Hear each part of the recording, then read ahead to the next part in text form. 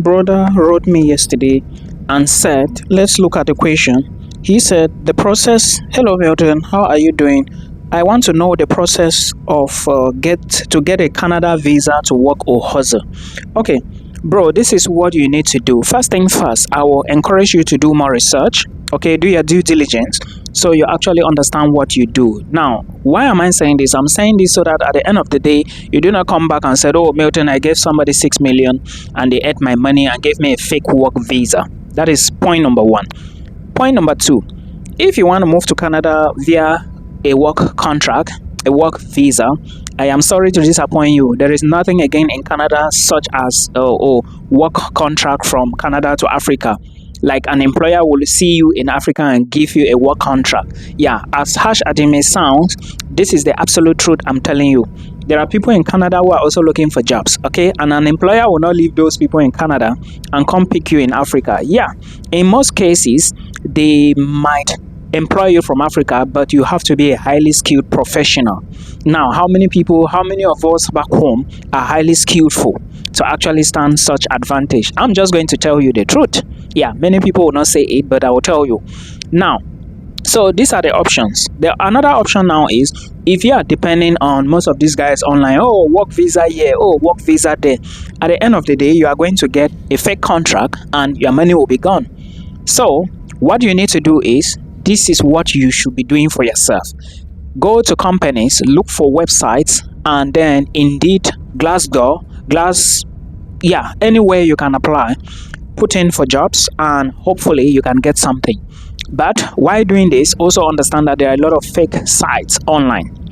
Now, which is the easiest way according to Milton, not according to everybody? To me, the easiest is try and enter Canada through the study visa. That's option number one. Then when you get to Canada via study visa, you study, you work part-time. Then after you finish your studies, then you can now get post-graduation work permit, PGWP. Now after that, you now get PR, and after that you get citizenship. But is this process also easy? No. Now this is my reason.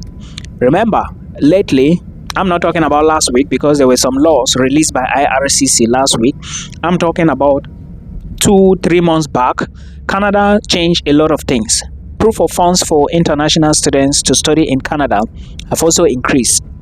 Proof of funds to apply for permanent residency have increased. I'm not now talking about the options of if you want to study in Canada, you should check which university is eligible for post-graduation work permit. Remember, the program you are applying for to move to Canada, to actually apply for a student visa and move to Canada, must be PGWP eligible. Point number one. Point number two, it must be a program that Canada needs, because of course if you do not study a program that they need, you will not end up getting PR. So please put this into consideration. Where can you find all these materials? One, IRCC website. So go there, do this research. Everything you need is there. Two, if you do not know where to find it on IRCC, you check YouTube videos. And if you do not know where to check the YouTube videos, my name is Milton Fokwa on YouTube. There are other creators who are also doing the same thing, and equally you can book a call with me. Somebody said, traveling with my wife. I intend to travel with my wife, but the issue now is I want to know if I pay the first installment, can I pay the second installment when she is schooling and I am working in Sweden?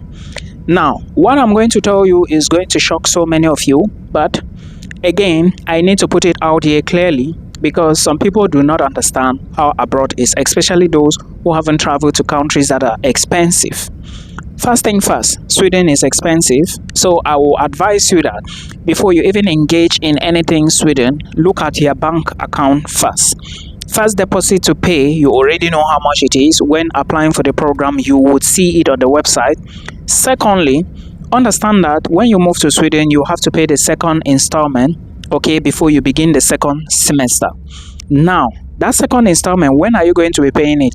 Around January, February, right? Let's say you move August, September, maybe towards December, January, February, you are going to be paying the second installment. Now, how much is going to be the second installment? It's a lot of money. Now, you will be thinking that, oh, if I move together with my wife, I'm going to work and generate the money. No, it doesn't work that way. First thing first, if you move to Sweden with your family, remember these things to get your documents, legal papers in this country is going to be a process. The first thing first, I'm talking example like for myself in the Netherlands, not for myself alone, for us in this country. You need to get, when you get here, you get your accommodation contract. After getting it, you need to take it somewhere to get a local tax number or municipality number. You need to also, after the municipality number is going to maybe now get you to opening a bank account. Then after that, you are going to now collect your residence permit. Maybe you collect residence permit before that. Then after that, you can now start looking for jobs. And again, remember, you are new in this country and everything will be new to you. You need to make new connections. You need to make new friends. Now, you see the processes I just explained to you: getting a contract, getting the tax number or municipality number, opening a bank account, then getting your residence permit. All of these things like this goes through appointment. It's not like back home where you will just walk into an office any day, anytime when you feel. No. Yeah, it goes through appointment. You must book appointment, and if you happen to book appointment and people were already on the queue, you have to wait, okay, until that day is here. Now, when you finally get to your appointment date, for example, when you take your house contract to the municipality, it will also take time. Municipality may look at it 1 week, 2 weeks, depending on them. Then you will now get a contract and address. Then after that, before you now go, maybe before you collect your residence permit, yeah, you will also need to book appointment. For residence permit, it's not difficult in the Netherlands to get. Then maybe for bank account, it will now take maybe 1 or 2 weeks as well. Before you know, if you move September, October to Sweden with your family, before you know, it will be around November, December. Okay, that is when you will be getting all your papers together. This is just an example. Now, you may now start looking for a job from December, January. This is winter. You will have to adapt. And Sweden is not like the Netherlands. The Netherlands is a little bit hot. Sweden is cold, as I know. Scandinavians, right? Now, when you find a job, you need to work from there. Maybe it will now take you another 2 or 3 months to get a job to start working. Now, put 2 or 3 months before the other 3 months you traveled. You are already 5 months abroad, maybe without a job. So how are you going to get this money to pay? So this is my advice. First, before you move, make sure you have tuition fee for 1 academic year. I have said this many times on my YouTube channel, and many people seems not to understand. You need to have tuition fee for 1 academic year, or if possible, just pay 1 academic year. And then remember, abroad is building. You have to build first, and you cannot just move abroad and you are stable. There are people who live abroad for 3 to 4 years before they were stable, and you have to finish your school before you can be stable, because part-time alone cannot survive you. Remember, you are moving with family, and you will also need to pay for a bigger accommodation, not like a 1 room or maybe a studio. You will have to maybe take maybe a 2+1, which will cost you more money again. So please put all of these things together and then you assess yourself. Like I said, getting a job even in the Netherlands is a different process than Sweden, because in the Netherlands you need to find a job, then the employer will get you a work contract from the government before you can start working. This might even take a month.